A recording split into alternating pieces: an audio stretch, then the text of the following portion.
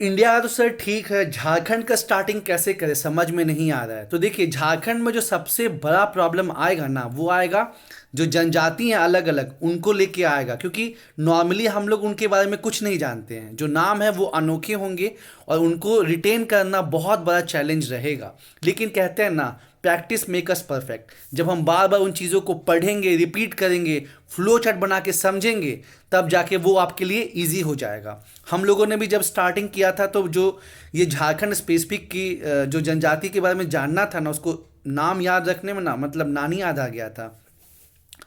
तो देखिए, झारखंड में जो है 32 जनजाति हैं दोस्तों।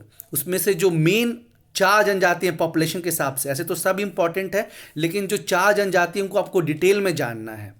वो कौन कौन से हैं पॉपुलेशन के हिसाब से? नंबर 1 पे आपका संथाल जनजाति है, नंबर 2 पे आपका ओरांव है, नंबर 3 पे आपका मुंडा है, नंबर 4 पे आपका हो जनजाति है। तो इनको आपको डिटेल में जानना है। साथ ही साथ इनके जो स्थानीय स्वशासन व्यवस्था है, मतलब जैसे अब ये पंचायत सिस्टम को देखते हैं ना, वैसे जो जनजाति लोग हैं उनकी अपनी पंचायत सिस्टम चलते आ रही है। जैसे अभी क्या है कि एक गांव के जो हेड होता है वो सरपंच या मुखिया कहलाता है। फिर बहुत से गांव मिला के एक ब्लॉक होता है, उसका हेड एक बीडीओ होता है। फिर बहुत सा ब्लॉक मिला के एक सब डिवीज़न होता है।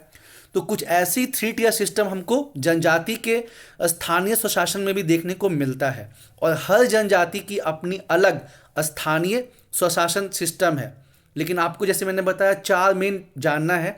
जैसे आपका जो संथाल जनजाति है, जो सबसे बड़ी जनजाति है झारखंड की, उसके स्थानीय स्वशासन व्यवस्था को क्या बोलते हैं? मांझी परगना सिस्टम। ठीक है। उसके बाद जो नंबर 2 पे पॉपुलेशन वाइज हुआ उड़ांव, उनके पंचायत सिस्टम को क्या बोलते हैं? पढ़ा पंचायत व्यवस्था बोलते हैं। फिर नंबर 3 पे हुआ आपका मुंडा, उनकी व्यवस्था को बोलते हैं मुंडा शासन व्यवस्था।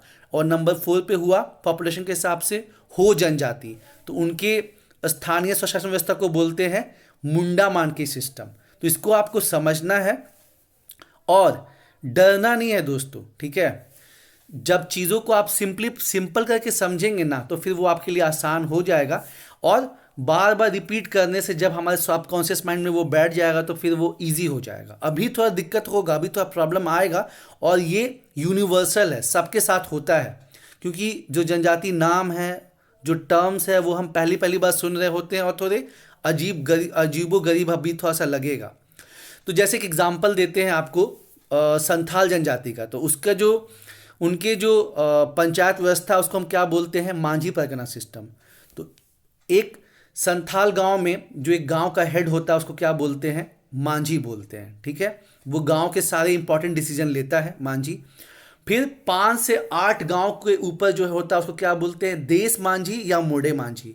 और फिर 15 से 20 गांव के ऊपर जो होता है, उसको क्या बोलते हैं? परगनैत। मतलब सबसे नीचे कौन हो गया? एक गांव का हेड, एक गांव का मुखिया, उसको मांझी कहते हैं। फिर 5 से 8 गांव का जो हेड हुआ, उसको क्या बोले हम? देश मांझी या मोड़े मांझी। और फिर 15 से 20 गांव के ऊपर जो हुआ, उसको क्या बोले? परगनैत। तो ओवरऑल मांझी परगना सिस्टम में हेड कौन हुआ? परगनैत हुआ। ठीक है। उसके बाद जैसे गांव के लेवल पे जैसे मुखिया कौन है? मांझी है। तो उसको असिस्ट करने के लिए अलग अलग काम के लिए लोग की ज़रूरत है ना, तो जो डेप्यूटी मुखिया होता है उसको क्या बोलते हैं? उसको बोलते हैं प्राणिक। ठीक है। उसके बाद जो धार्मिक कार्यक्रम है, उसको कौन देखता है? उसको देखते हैं नायके। ठीक है। तो ये क्वेश्चन पूछेगा कि बताइए कि मांझी परगना सिस्टम में जो धार्मिक हेड होता है, रिलीजियस हेड, उसका नाम क्या होता है? आपको ऑप्शन में दे देगा जोग मांझी, प्राणिक, नायके, मांझी। तो अगर आपको पता है कि हाँ, जो धार्मिक हेड है उसको क्या बोलते हैं? नायके बोलते हैं। उसके बाद गांव के कुछ सीनियर सिटीजन होते हैं जिनको लाइफ का काफ़ी तजुर्बा होता है, और मांझी को कुछ भी सलाह लेना होता है कुछ वैसा मैटर्स पे, तो उनको कंसल्ट करता है। तो उनको क्या बोलते हैं? भगदो प्रजा। ठीक है। यहाँ टर्म्स जो है वो इम्पॉर्टेंट है, नाम जो है इम्पॉर्टेंट है। और नीचे हमने डिस्क्रिप्शन में आपको दिया है लिंक, उसको देखिए। आपको अच्छे से चार्ट पेपर पे हमने फ्लो चार्ट बना के दिखाया है, और वैसे ही आप अपने कॉपी में कीजिए तो आपको याद रहेगा। उसके बाद जो मांझी के जो सचिव हैं, उसको क्या बोलते हैं? गुडाइट बोलते हैं। ठीक है। और गुडाइट के जो मतलब सचिव हो गया, जो उप सचिव हो गया, उसको क्या बोलते हैं? जोग मांझी। तो जो शादी ब्याह का कार्यक्रम है वो कौन कराता है? जोग मांझी कराता है। फिर गांव को जो बाहर खतरों से कौन बताता है? तो लाजेर टैंगोस का नाम रहता है। तो ऐसे आपको डिफरेंट डिफरेंट नाम जानने हैं जो कि अभी आपको टफ लगेंगे भाई, इसमें कोई डाउट नहीं है। अभी टफ लगेंगे, जब बार बार पढ़ेंगे उसको तब जाके वो सिंपल होगा, और ये सबके साथ होता है, तो बिल्कुल भी घबराने का नहीं है, ठीक है। और नीचे मैंने डिस्क्रिप्शन में लिंक दिया है जिसमें और भी जनजाति के बारे में बताया है, उसको आप जरूर से देखिए और कॉपी में फिर उसको नोट डाउन कीजिए। और ये आपको मनीष रंजन, स्पर्धा, उड़ान, सब जगह जो है आपको डिस्क्रिप्शन मिल जाएगा जो आप जनजाति के बारे में पढ़ेंगे दोस्तों। तो चलिए, all the best.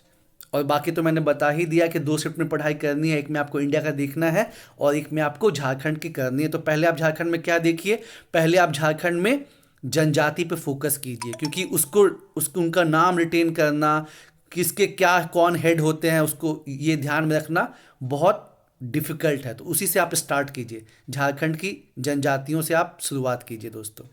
Thank you.